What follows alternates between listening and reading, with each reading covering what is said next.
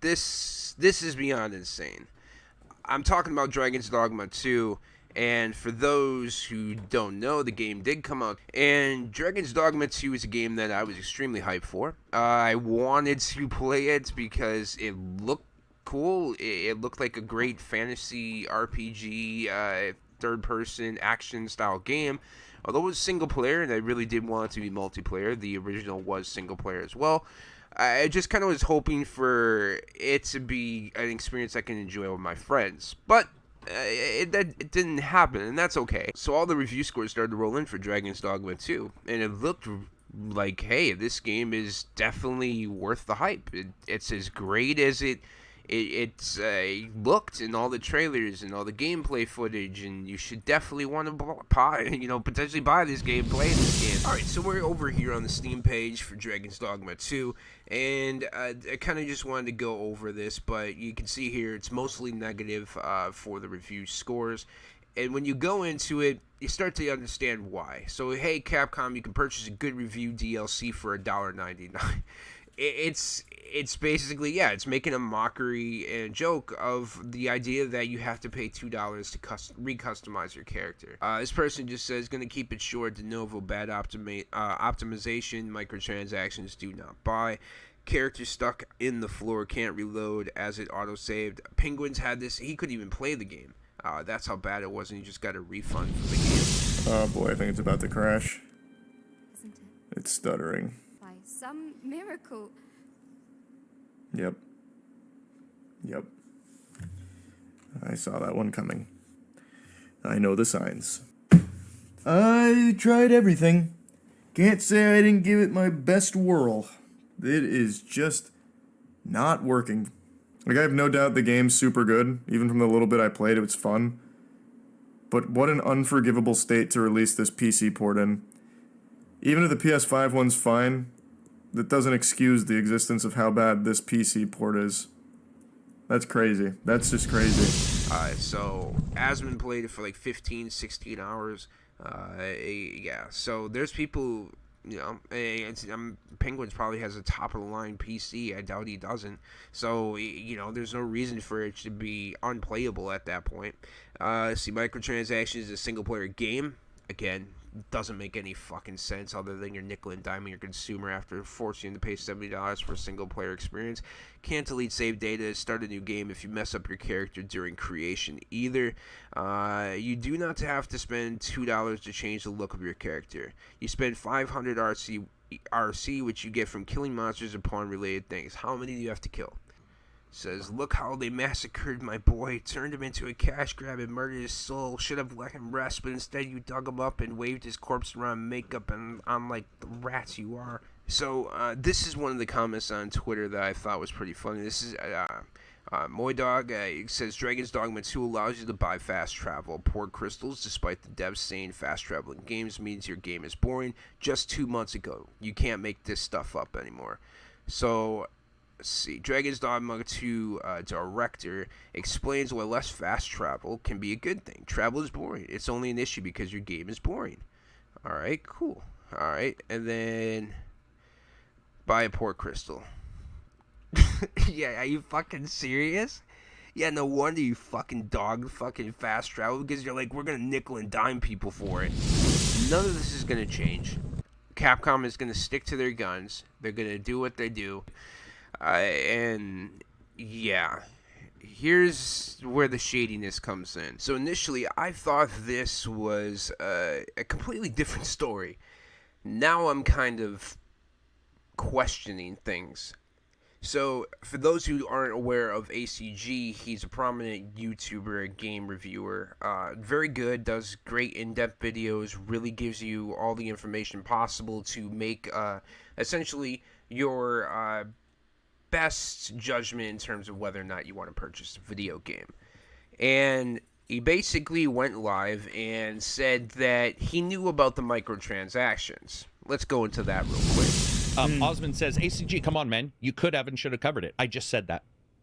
Dude, literally just said that. Listen, I, for sure, literally just said that. It absolutely should have been something that was covered more. But absolutely, you also should took expect an that issue- from me personally. Like, I definitely want to cover those things because I think people think you want to hide it. It's like, no, you'd rather say it. So I originally had made a video that said none of these people knew about the microtransactions, that nobody had any clue, and it was the reviewers who got duped into duping their viewers. And that is actually not the case. Or it might be. And that's the problem that I'm having right now. You can see yongyea, he basically had said something. So yongyea said, yes, folks, I did hear about the awful microtransactions for Dragon Dogma 2. Reviewers were blindsided. The microtransactions were not there during the review period, and we were never told about their existence. I am away in Boston right now, and for PAX, I hope to make a video when I am able to. Seriously disappointing Capcom for this. What a shitty way to tarnish Dragon's Dogma 2's launch. A lot of people are still having a lot of fun with this game. It seems, I mean, I still want to play it. I'm not going to lie. I still want to play it because it is a game that, you know, fantasy, RPG, open world, it's my type of game. And if you're enjoying Dragon's Dogma 2, there's nothing wrong with that. But the question here is, who's lying? So we have a situation where yongyea is saying one thing, and then ACG is saying another. I tend to believe ACG more because he's pretty honest. He's pretty open about his opinions. He even admitted that he should have disclosed the microtransactions. This is a poor excuse. Because it is known, but I should have said it is known. I didn't look at the store. The idea that Capcom, you should just know that microtransactions should be included because it's a Capcom video game, that's stupid. I think that's very misleading and just fucked up as a game reviewer to just automatically assume that, especially in a single-player game. We can honestly understand that multiplayer games are going to have microtransactions now and forever. But single-player games, not all of them have microtransactions. Cyberpunk doesn't have microtransactions. None that I'm aware of, anyway. And there's plenty of games that are single-player based that don't have microtransactions, and if they do have them, it's very minimal or doesn't really impact the game. But it seems like even fast travel, you can't do that without grinding or without pain. So it's an issue. And I think the question comes down to who do you trust more? Do you trust yongyea more, or do you trust ACG? This is a problem. Maybe some of them weren't aware, but I'm starting to believe that they were aware, they just didn't disclose it. Maybe there's something that's written that when they got paid to review this game, that they basically weren't able to talk about it. That's also a possibility. But I'm very, very curious to know where everybody stands, because I feel like this is a huge issue, and it calls into question the credibility of game reviewers on YouTube that we, like myself, have come to really enjoy watching, and I don't know who to trust at this point, and that's a problem. To deliberately mislead the reviewer so they can mislead their viewers into buying a game that is riddled with microtransactions, that is plagued by de novo, which is one of the biggest cancers in gaming currently. Like, this thing needs to be cured. Like, we need to eradicate de novo, because de novo messes with frames per second. It causes a lot of crashes. It causes a lot of bugs. It's anti-cheat for a single-player game.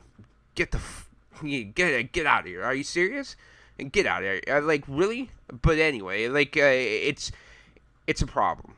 And essentially, de novo, I mean, it's used because it's a way to make sure that people can download your game illegally, or get it by various other means.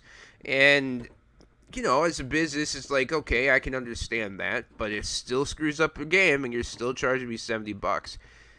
The unforgivable part is, how the hell can Capcom deliberately mislead reviewers so they can mislead their viewers? I think that is the biggest problem. I've never seen that before, by the way. I swear to God, every time I stop recording, a new piece of evidence comes out, And we're actually going to go to Forbes.com, who recently released an article talking about the negative reviews that are pouring in for Dragon's Dogma 2 and the discovery of microtransactions. So let's head over there now. Okay, so it says negative Dragon's Dogma 2 reviews pour in as players discover its microtransactions. The good buzz around Dragon's Dogma 2 lasted little more than a day or two, as now today, the morning of launch, the discourse has been consumed by the game's use of microtransactions. Though a list of microtransactions was provided to reviewers, they were not live during that process, and as such, were almost never mentioned. But now that Dragon's Dogma 2 has gone launched to the public, players are treated to a lengthy list of extra paid content that includes things like new fast travel points or character redesigns. The full reveal of these microtransactions has led to a floodgate of negative reviews from players, where they now stand at mixed on Steam.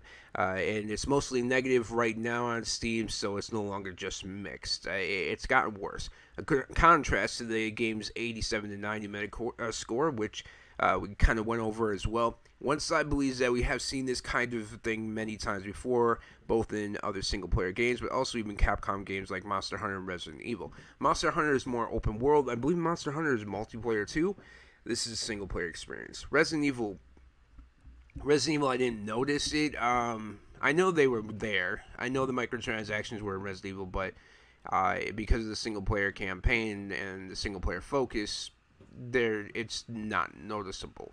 Additionally, it's also the case that many times being sold like fast travel points, revive stones, character redesigns can be found in the game itself, and you're not just paying for extra ones here. So this is like a whole list of all the different microtransactions in this game. It's like a free-to-play game. That's how many microtransactions are in this game. However, there is a general idea that single-player games that already are selling at full price should not have microtransactions at all. I agree with that. I think if a game is single-player, once you beat the game, there's not a lot of reason to go back to it. Just DLC, I guess, in the future. But for the most part, there's not a lot of replayability after you beat it. So I'm paying $70 for a game that's littered with microtransactions like it's a multiplayer-based game or a free-to-play game. It's ridiculous. Let's see. And everyone's pointing to similarly a large RPG like Baldur's Gate 3, which specifically went out of its way to issue a statement saying that they believe in providing a complete and immersive gaming experience without the need for additional purchases. Based. Before that, you can point to a game like Elden Ring having similar policies. Yeah, all the greatest games that we've ever played that are single-player based have no microtransactions. Go figure. There's also the fact that game director Deke Atsuno extolled exploration and talked about why they kind of discourage fast travel for the most part. We put a lot of work into designing a game where you can stumble across someone and something will happen. That someone is not online or your friend, they're just an NPC. So while it's fine if it does have fast travel, we decided to design the kind of map where players will make the decision for themselves to travel by bike or on foot in order to enjoy the journey. There's bikes? Really? Yeah, okay. But now there's selling additional fast travel as microtransaction. Players are not amused. So yeah, you basically told people there's no need for fast travel. Hey, pay us for fast travel. Go fuck yourself. Go fuck yourself. My guess is this will blow over, but this does feel like a bad look and is consuming much of the launch day conversation online. That said, Dragon's Dogma 2 managed to grab 180,000 concurrent players on Steam already. It's going to be interesting seeing how much that drops off, how many people got refunds. So the question is, who knew? Did the reviewers know that there are microtransactions in the game? Did they possibly just look over it? Like, they didn't really pay attention to go into the store because they're like, whatever. That's very, very possible. And I think this is a situation now where a lot of people's credibility in terms of being a game reviewer or giving an honest opinion on games that maybe you want your viewers to potentially purchase or think they should purchase, or you're giving a recommendation that they should purchase it, your credibility is now called into question because of what Capcom did, or maybe because you simply looked it over. And that's kind of a problem as well. You should be well aware of the things that are completely in the game. Microtransactions is a huge thing right now. De novo is a huge thing right now. You should probably know and let your viewer know. And Capcom did create this, but if the microtransactions were in the game, then they didn't. And it's the reviewer who actually knew they were misleading their audience. So I want to hear from you. Let me know what your opinion is. Do you think that yongyea is right? Do you believe yongyea? Do you believe ACG? Let me know in the comments down below. And thank you for joining me in another gaming sessions. See you next time. Rise of Ronin's dope though. If you don't have a place, god damn it, I wish it was on other consoles. I wish it was on PC. Rise of Ronin should have been a multi-platform. You know, Rise of Ronin would have killed Dragon's Dogma 2 if it was multi-platform right now because of the bad PR that Dragon's Dogma 2 and Capcom aren't getting right now. But Sony made it exclusive. Fuck. Damn. It would have been cool to play with friends with Rise of Ronin. That's multiplayer, unlike Dragon's Dogma 2.